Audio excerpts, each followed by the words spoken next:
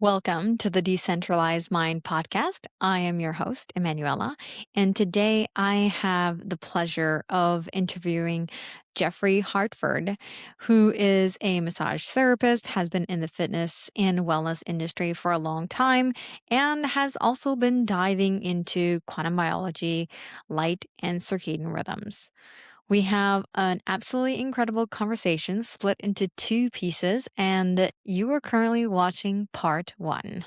The people who are in it and they're studying it and they're in the lab and in the field, I feel we can take their information better and convey it in a better way. So many of them are so intelligent and so cerebral, but they don't necessarily articulate it in a way that the average person can pick up on it. So it's almost like I'm my own version of Cliff's notes. I'm Jeff's notes and doing it in a way that the average person can understand. Yeah, it's funny you say that because not that long ago, I used to consider that my only skill was I'm a speed reader, basically. I Okay. have just enough of a background in, life science and all that to get it so I can read it, right? And it's not, um, I hate the saying, Chinese, but it's not Sure. Mandarin to me, Yeah. right? But I felt like that was my only angle. And, recently I realized that I've actually led a very unique life. And I think that that specific set of life experience is also of great value to others Yeah. because I noticed that so many people, wonderful people, right, who've accomplished so much in their lives, Mhm. didn't have the same advantage I did growing up. They came to thinking this way later on in life. They weren't born there. Mm.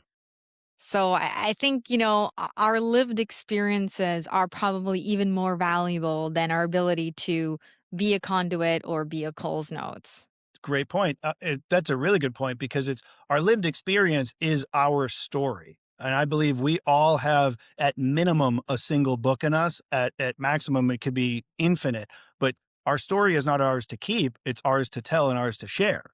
So in living that experience and then sharing through that experience and preferably doing so in a very vulnerable way, a very humble way, you share it through, hey, I've made a lot of mistakes. Boy, I know I have. And I've learned the best lessons in the mistakes that I've made. And when I've repeated the mistakes, I've had to repeat the lesson and never quite grasped it. And some of them, you're talking decades it took me to finally say, oh, this is why it kept hitting repeat and repeat and repeat. I wasn't the victim. I was creating that reality for myself. And finally, I accepted that and made changes to my choices and my behaviors. And now I haven't had to repeat those experiences and I haven't had the same problems, occurring. And that's my story to tell. I have to share with people that your mistakes might not be mine, but boy, did I make a lot of them. And now I don't make those mistakes. I don't make those decisions. And life's only gotten better. Yeah. Um, Actually, I like what you just said about, the speed reading and that ability, because what I picked up on you and your posts and what I saw before you officially started your podcast that led me to encourage you to do it is you're one of very few people that's been able to read through Dr. Cruz's work and absorb it and then turn around and share it and articulate it in a way just from reading it. I personally do a whole lot better when I hear it, when I've lived it, when I've experienced it, and then I can articulate it. But it's really impressive what you've been able to do just reading information, especially as deep as Dr. Cruz goes. And you grasped it so thoroughly and just ran with it. So quite impressive. I mean, it took me a long time, and the thing is, like I said, like the primary part of that is that I am a speed reader. So Yeah. essentially, I started from his very first blog on his website, jackcruz.com, Yeah. and I went from so I went through half of those. So there's about 256 blog posts on his website.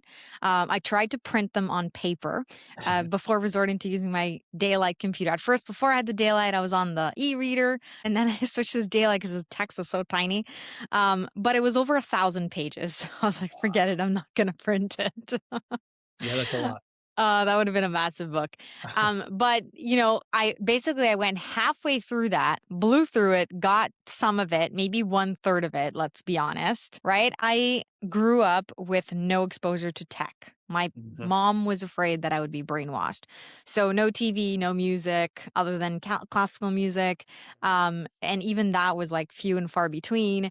No computers when they came out, because my dad was like very pro tech. So he had the computer in the early 90s and all that, but we weren't allowed to touch it Mm. until I was like, I don't know, 13, 14 or something like that. And even then, I was like only allowed an hour and I could only do research and, no. And I grew up pretty much running around outside all the time.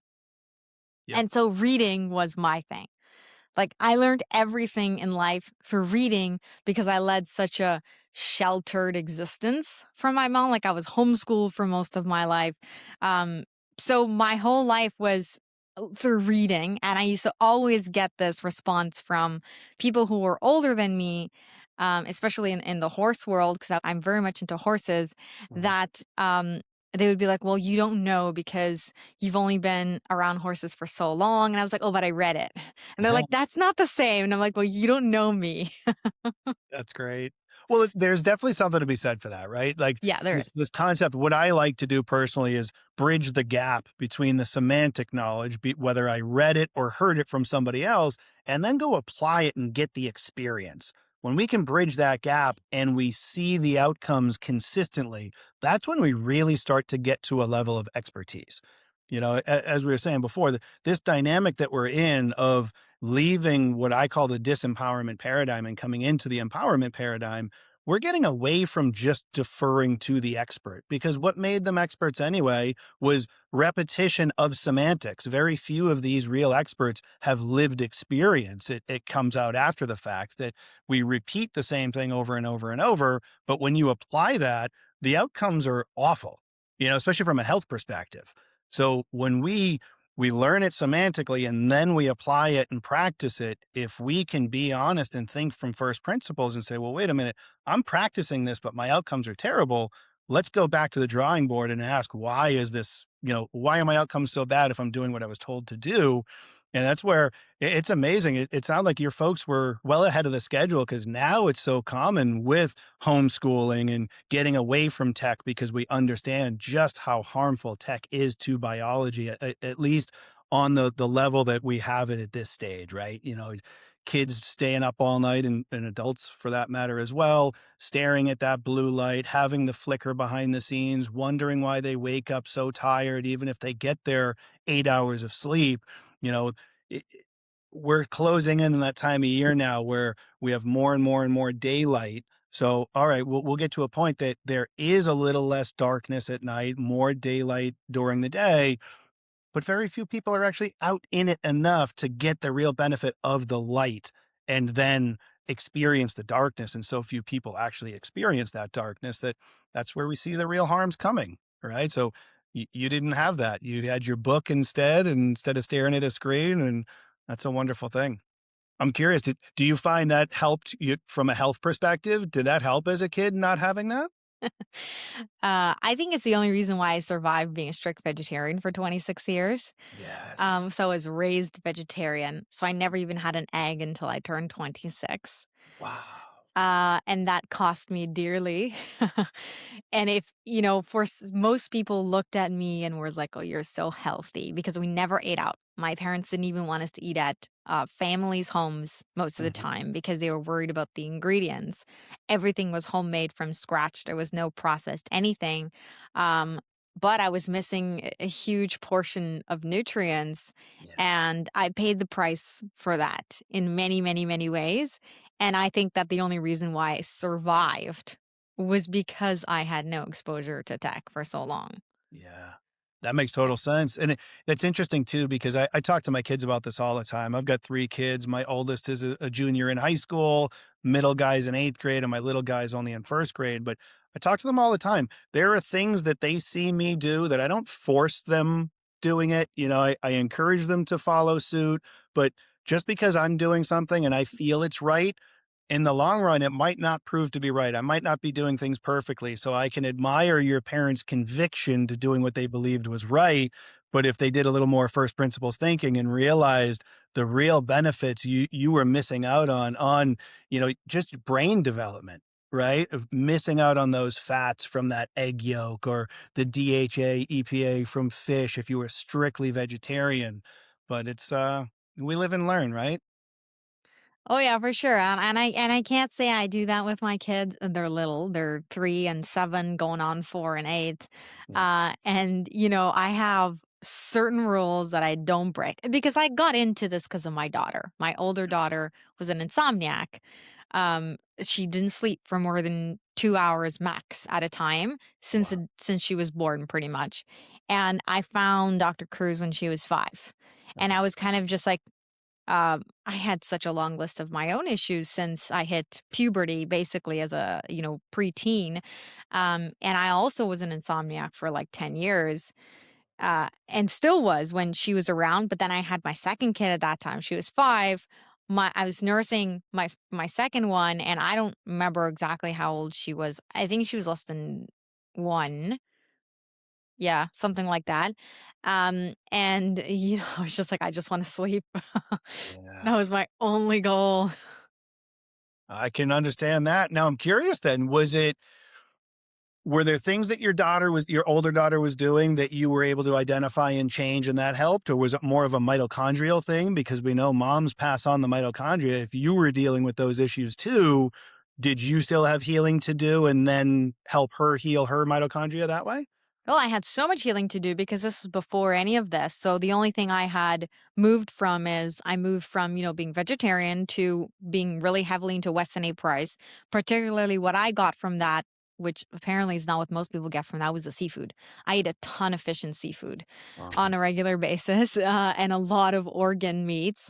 Mhm. And that's kind of what I got, how far I had come, and I had been using herbs and homeopathy and all these things from the beginning because my parents kind of were alternative almost from probably when I was 6 or something like that, health-wise. Uh, but I had so much healing still to do, and part of that was that, and part of it was she actually she was born at home, and I made the mistake of allowing the midwives to do her blood work and send it over. There was an instinct part of me that said I should have said no, and I didn't. Mhm. Then she was jaundiced, and essentially what happened is I already had milk coming in. So I was like, I told the midwives, I said, just let me, I was working with lactation consultants. So I was like, just give me 24 hours. Let's retest her blood again. They Yeah. said basically I either take her into the hospital or they take her away. They call CPS. So I took her in and she was under the lights, which are blue nowadays, Yep. right? Pure blue lights. And I later found out, much later, probably a year after I found out all about Jack Cruz's work and started implementing everything, that it's one of the listed side effects of being under the lights for jaundice is that you have something that they actually define in the papers as POMC dysregulation. Wow. And they're extremely sensitive to light inputs that totally disrupt their sleep and everything connected to palm C. So from skin, so she had like chicken skin. I don't know if you know what that is. Mm. Um, and gastric issues, but she tanned very, very easily. Like her body was trying Okay. to fix that, and a whole other list of things that were all around this. So I obviously passed on a certain amount of error to her as I did with all of my kids. But Mhm. then her use of the lights translated into this extreme sleep issue Wow. from the very beginning. Those types of things.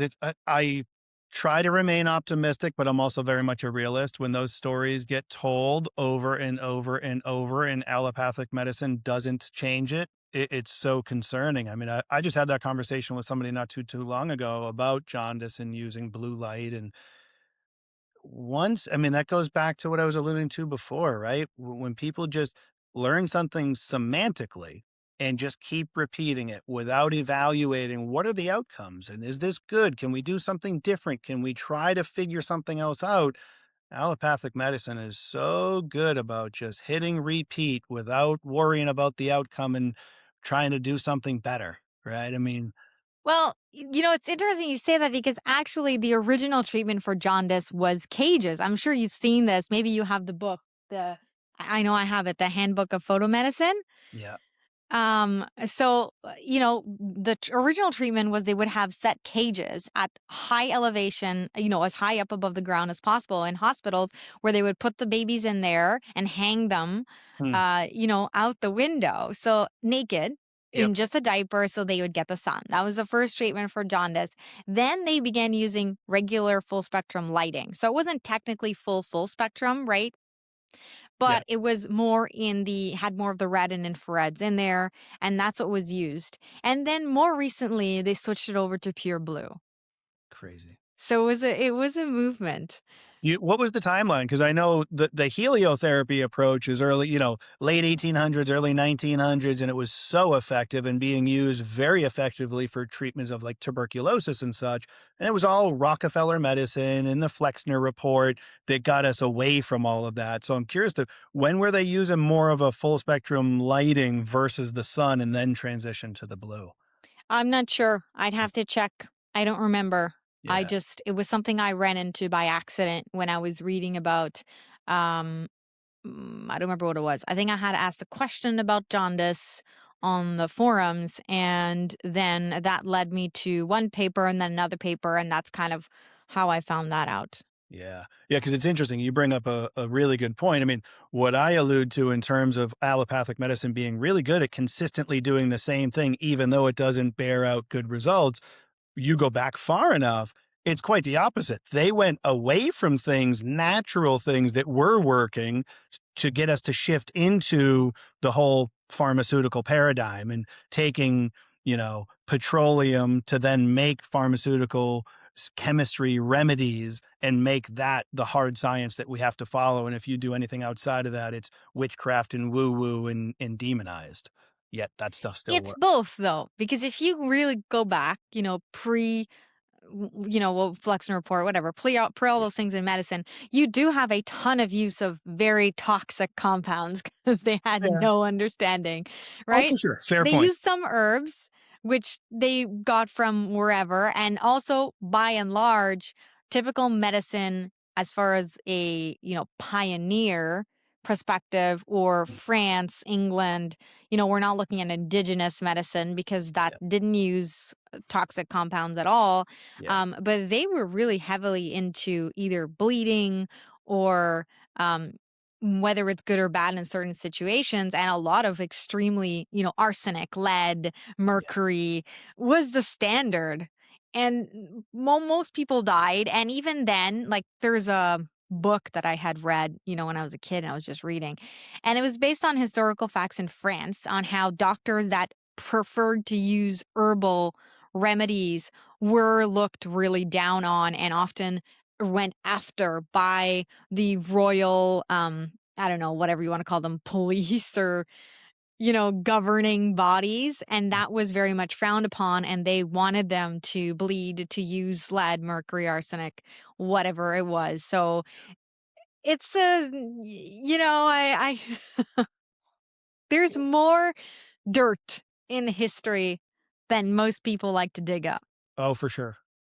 Yeah, and So, so much of it's trial and error. I can understand it on some level, but to your point, I mean, there's always some regulating body that wants to keep the status quo, even if it's horrific, you know?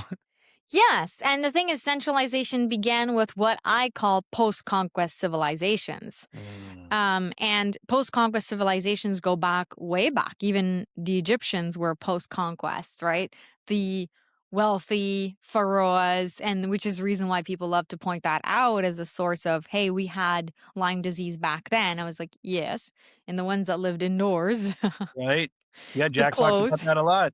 That moving indoors with just fire was enough to throw us off. It doesn't take the tech advancements we've got now. That makes it, that on steroids. But the diseases we saw from those that stayed indoors all the time with those fires, they were running into things that the people that were outside all the time didn't experience. Yeah, and we did adapt. And we got less sensitive to that, like especially when you look at the history of electricity, Uh-huh. right? Electricity back in the day when electricity was first discovered and they were using electrotherapy on Mhm. people, um, extremely small doses that we are exposed to nonstop today were Yeah. making people immediately sick. So Mm. we did adapt. at some level for good and worse. As Right. you and I know, right? We can talk about how indigenous people were known to be able to run faster than deer Right.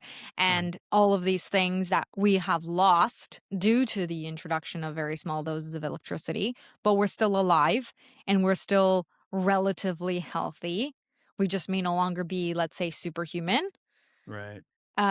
So there was an adaptation that happened there. Yeah, I mean, knowing that we are resilient beings that will adapt to our environment, there's something to be said for that for sure. But I guess the question becomes what's the outcome that we're supposed to expect? How much of this adaptation to further and further and further technology when those adaptations may not be what some of us would perceive as optimal. We're not thriving. Sure, we adapt and it's not killing us, maybe not instantly, maybe it's a slower kill, and maybe there is some form of an adaptation that's supposed to happen. I mean, I was just listening to the Joe Rogan Experience the other day. Just the tech bro approach and how we're seeing more and more people on the spectrum because of that. And they were saying, hey, maybe that's a direction humans are going, and maybe we're supposed to. And I know oftentimes they use humor there to kind of lighten the mood of a very heavy topic. But I don't know. I mean, when we look at things that when we follow the work of Jack, for example, and anybody in this quantum biology space, and we remove the tech and get back in connection with nature, we start to see things heal. I just had Rudy Nassif on recently. He was talking about his experience with being labeled as ADD, ADHD. And that was just a label that it carried with him through school, being under these fluorescent lights. And it was really messing with him and messed with his confidence, even. And then his journey took him on this camping trip out on the farm with no tech. And he healed within 3 days. And he was out there for 6 weeks. And when he got back to the city, he was getting all that came back. So it's interesting to think about it. While you're absolutely right that we will adapt to whatever environment we're in and stimulus we're given, at what point is that what we're supposed to be doing versus, all right, we're getting by, but is that what we're supposed to do? I don't know. Yeah, adaptation is ugly. I say it all the time, especially today. We may not have lived through the Spanish flu and the initial adaptations to the invention of electricity. But this adaptation in particular is even nastier. Yeah. And we adapt, but it's just like, is that what you want? And even the way people think has shifted so radically. People like to say that, we're soft today, but maybe it's not that we're soft. We're just, our minds are being shaped by everything that we're exposed to.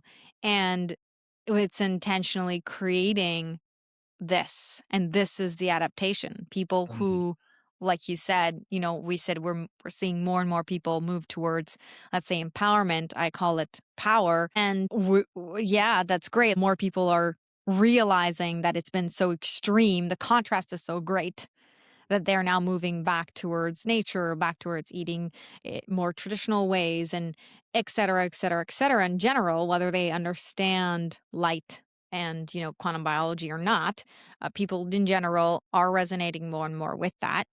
So that's great, but at the same time, our minds have been so radically changed that there's a long way to go. Yeah. And I'm curious because, I was looking at the podcast that you've put out and everything that I could find about you. Um, but what took you here? Hmm. I think I'm still trying to figure that out. I actually just had a conversation with a client this morning about that. And I've been in the fitness industry for over, boy, 20 plus years now. And I mean, I just grew up an athlete. Health mattered to me, but my parents didn't quite grasp that. They were if you get a sniffle, you go to the doctor, doctor prescribes you a medicine, you take it until it's gone. You be a good little patient and things like, but we had a medicine cabinet in my house growing up. And those things always just seemed so weird to me that I didn't have all the answers, but I just knew I had a lot of questions in me. So much so that I read Gretchen Rubin's book, the Four Tendencies, and when I came across the part that would help determine what yours was, and mine came out to be that I'm a questioner. I literally said out loud to myself, "Really?" And then I laughed out loud at myself. I said, "All right, well, I'm questioning whether or not I'm a questioner. I think I am." So I think just that personality trait was part of what guided me down this path. And I wasn't as self-aware in my youth. I definitely have always been a highly sensitive, highly emotional person, quite an empath, but didn't know that stuff as a child, and played football, wrestled, baseball, basketball. So just I did a lot of things to, in hindsight, fit in.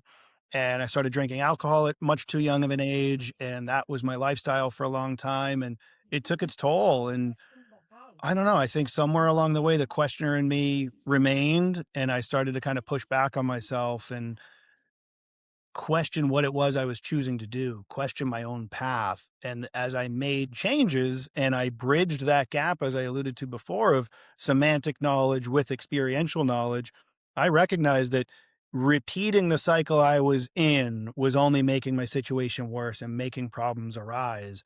And I was able to do a very slow, long, drawn out experiment with myself, and I don't think I ever sat down with any intention on it, but as I repeated it and I saw the outcome and I felt the pressure and the stress, and it took its toll on me through anxiety and depression, I just slowly started to adapt. And as I learned more, I'm 3 years without alcohol. My whole sleep cycle and being in sync with the circadian rhythm has changed, and it's been years in the making. So I have not had that epiphany yet of, oh, it was this that changed, but just slow, steady progress. And the more that I do that helps me and makes me feel better, the more I do those things, and the things that I do that give me outcomes I don't like, I recognize that I'm in control of creating my reality, and I stop doing those things. So unfortunately, I don't have a definitive answer to that, but I'm just on my journey and still finding my way. What really first made you aware of this whole nature first, world of light, sunrise? Like, what was the first exposure you had to that? Hmm. Trying to think of the timeline. Like many of us in this space, it was Jack with Huberman and Rick Rubin. Okay. And that just it stops me dead in my tracks. And what's great for me is my life has been very much a living experience of when the student is ready, the teacher appears. And for me, in many ways, I already start down a path and I'm already doing some things that I then find evidence that, hey, this makes sense. Keep doing this. And then I keep doing it and I try to learn more about it. So I think that was the real introduction. I had been following Huberman for a while, and you know what? Podcasts really opened the door for me in many ways. I followed Tom Bilyeu in health theory for a long time. Just when I came across that, he had already been doing it for years, but I couldn't get enough of it until I realized, wow, I think I've seen every episode. And then I shifted over to Sean Stevenson in the Model Health Show. Same thing, just got into his. And I think I got introduced to Sean through Tom's podcast. And it's just podcasts really opened up the doors for me. I absorb information so much better when I hear it and I can connect with people. And then reading the works of Dr. Wayne Dyer, Dr. Joe Dispenza, Dr. Bruce Lipton, these just slowly started to open up my world vision and get me to implement more and more. And found Huberman through that, Joe Rogan experiences I've alluded to already, and that's where I found Dr. Cruz. And again, for so many of us in this space, he's been the one. And I know he's a little more harsh than some people like, but he's not worried about making friends. He's putting out the information we need, and I learn it, I apply it. Um, After that, I actually saw Dr. Alexis Cowan on with Dr. Gabrielle Lyon, and I've just I had the courage to reach out to her and invite her on my podcast, and she accepted. And I felt like that was a massive catalyst to the shift for me, that connecting with somebody that brilliant so early on just felt like I used to be my own worst enemy. I would talk myself out of doing things, and now I'm at that stage where I talk myself in, because what's the worst that happens? Somebody says no, but maybe they'll say yes. And more and more people have been saying yes. So what was the first thing that you implemented? Because you mentioned a lot of names that actually I don't know about. And so what was the first practices that you implemented when it came to light and just getting back to nature? It's a great question. I think I would have to say sleep because I know I was really prioritizing sleep and getting to bed at a reasonable time. And I think this shift happened. In fact, this shift definitely happened before coming across Jack's work and really the quantum stuff. So I had already dramatically improved my sleep, getting to bed just that first window when your body feels tired in the evening, no matter how early it is. I stopped talking myself out of going to bed at that time and I just did it and I would get the rest I needed. And that allowed me to start waking up earlier and earlier without the need of an alarm clock. I could feel the natural cortisol shift in the morning, waking me, and in the evening, the melatonin winding me down before I quite grasped that's what was actually happening. And it was well before really understanding the relationship to the light dark cycles, because there was a stretch there that I'd get up as early as 3:30 in the morning if I felt rested. My routine was very simply when I rolled over in the morning, I would kind of go through a checklist without even opening my eyes. Do I feel rested? And before I look at the time, could I get up right now? And if the answer was yes, I'd look. And as long as it was a relatively reasonable time, I'd get up. And there was a stretch literally as early as 3:30. More often than not, it was in the 4 o'clock hour and sometimes in the 5 o'clock hour. Of course, the 5 o'clock hour makes far more sense, but I would get up and then I'd have hours to myself and I'd go down in the basement. I'd do some real low intensity workout on, I have a rower and an assault bike and just get my body moving. Oftentimes I'd listen to a podcast or a motivational video just to kind of give me something to tune into in a sense as my body was kind of still waking up. And then I'd do my reading, my journaling, my meditation, my whole routine that I know full well if I map out what I do normally on any given day, the average person would roll their eyes and say, I don't have the time to do that. But it didn't start there, right? It started with prioritizing that sleep and feeling rested. And that was a massive shift for me because when I talk about the things that move the needle, and then I highlight how harmful not doing those things can be, when I do that, I do it through the lens of talking about a previous version of myself. I'm not pointing fingers at people and judging them. I'm just simply saying, I used to stay up way too late. I'd be watching TV, watching movies, lights would be on, eating too late, drinking alcohol too much and too late. And it took its toll. And as those things started to shift, and I felt how much better I felt and how everything about my health and wellness in life started to shift for the better. When I share it, I try so much to share it through the lens of here's my experience. And if you're asking me what you should do, maybe we pull a few things from this, but don't expect to do it all at once, overnight. Were there any health issues from the beginning or any specific, perhaps, mental health wise or thinking wise that you really wanted to change? No. And that's the interesting thing. I mean, as I reflect back, I definitely experienced with, some anxiety issues, some depressive issues that they seemed appropriate to time of life. It was early in college with the stress of I thought I had my whole life mapped out. I wanted to be an elementary ed teacher. I had it all planned. That was my major. And going to college in New Hampshire, which is where I'm from, the teachers kind of warned us, good luck raising a family on a teacher salary in New Hampshire. So that hit me dead in my tracks. And I said, well, what am I going to do? I won't be a teacher now because I don't want to deal with the financial burden of not being able to raise a family because I knew since I was a little boy that I wanted a family. And the only time I was happy was in the gym. And I remember doing a lat pull down and feeling wonderful because I was working out and having that realization that, well, I feel great here and I know I like this, but I don't exactly know what I'm doing. So maybe if I learn how to do this, I can then still be teaching, but just in a different environment. So I pivoted and I switched my major to phys ed with a health and fitness administration option to become a personal trainer, get into the fitness industry. So that was, it was like I said, a life appropriate sense for me at that time to go through the anxiety and the depression there. And it kind of resolved itself. I didn't tie it back to, the light environment and the alcohol and all that until years later. And then similarly, I was a year ahead of my wife in school. We met in school, we were dating and got pretty serious. So when she graduated and moved home, she's from New York, which is where I live now. So you can tell how history played out.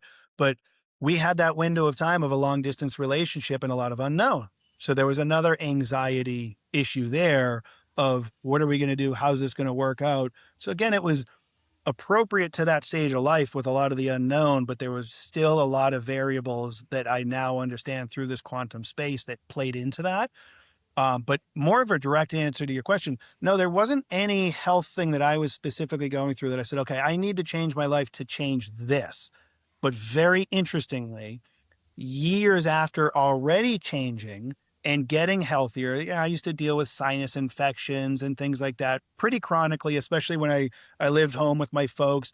They were smokers. We had pets. There were all sorts of different chemical fragrances used and all these things that will stimulate that. So it makes a lot of sense now in hindsight. But after I made all those changes and I was seeing my physique change, I was sleeping better, I was feeling better. I had already shifted so dramatically. And then coming up this coming June will be 2 years since I was diagnosed with a tumor on my left kidney that I opted instantly. I knew I was not going to have a biopsy done. I was not going to go standard of care.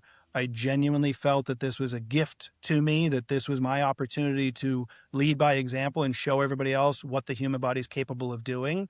That when we take care of ourselves and change our internal and external environment, the body can heal. So I knew that deep to my core when I was given this diagnosis. And since then, it's a differential diagnosis through different blood work and imaging and such, but it's a differential diagnosis of clear cell renal cell carcinoma. So it is a form of a cancer, but I often tell the story that I was diagnosed with it. It is not mine. I don't have it. It's not going to stay around very long. But that experience of shifting my lifestyle, shifting things to become a healthier version of myself, and then facing the diagnosis was also a blessing because I said, well, this isn't new. The size of this tumor on a kidney, we know kidney tumors are pretty slow growing, especially when we consider we're in 2026 now. So within the past 6 years or so, we often hear the phrase turbo cancer with the experience we had in 2020 and the shots that were rolled out after it. I didn't get that. So that to me didn't raise a fear based red flag. I didn't feel like, oh, this thing might have gone from 0 to 100 because of something that was put in me. So I was able to reflect on it through that lens of, well, that's a variable I can take out and go with the understanding that tumors in the kidneys are known to be very slow growing. And it could be driven from emotions. I used to bottle up my emotions and bury them in there, and that's kind of how I see it. So, yeah, it's really interesting how the timeline, that the commitment that I put into learning about this, applying this, and changing my life so dramatically was not fueled by any illness or diagnosis, but I got the diagnosis after the fact, and it's kept me kind of grounded in continuing to learn more, apply more, and get even healthier. Has your diagnosis changed? And I mean, correct me if I'm wrong, it's not like I know you that well. But the understanding that I'm getting is you're kind of like a slow and steady moving kind of person. As you move through learning everything, as you move through implementing changes in your life, it's been slow and steady. Is that fair? That's interesting.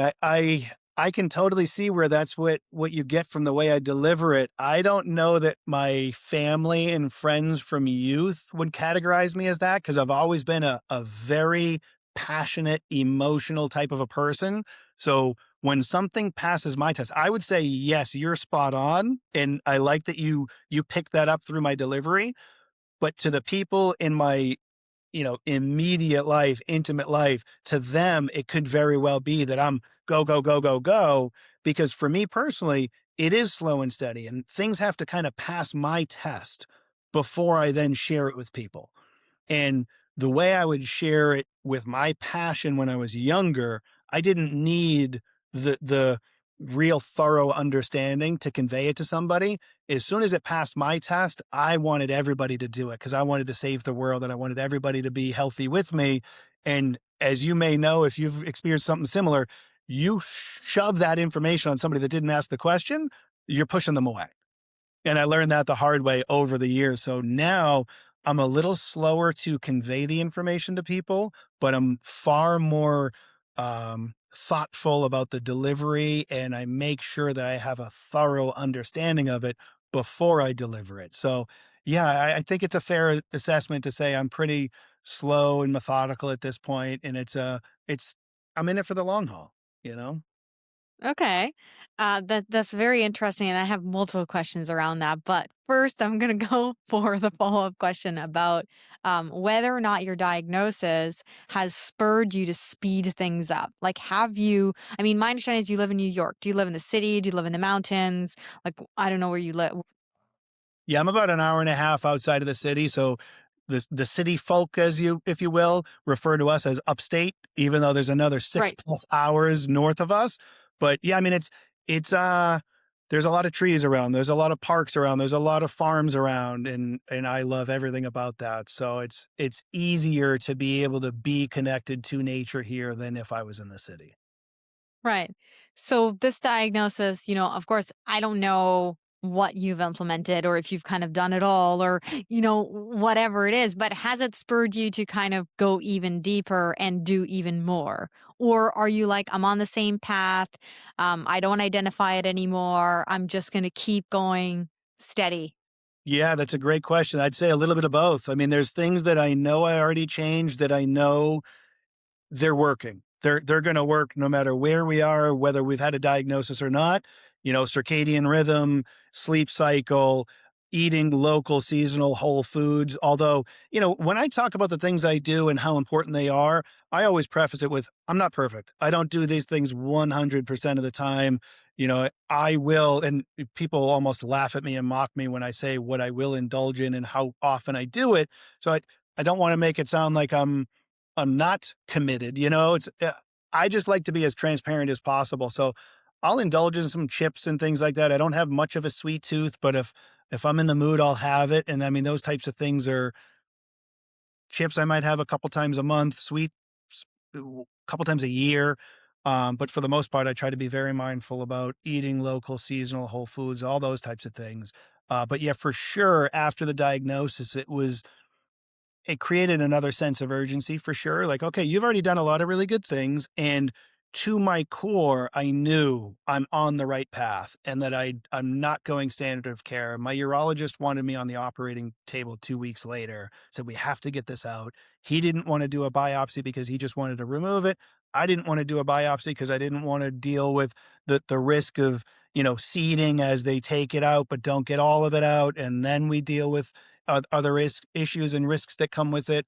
Um, but I've read, I couldn't even put a number to it, how many different books I've read since then, just trying to get a better grasp, some of which really were enlightening, and some of which I feel like people just, maybe it worked for them. Maybe they placebo, or I don't know. Some of the information out there feels like, yeah, that wasn't for me, but I'm glad I read that book. And um, yeah, a little bit of both would be the answer to that. How much of the magnetism piece have you dug into, and has your diagnosis spurred you to learn more about magnetism?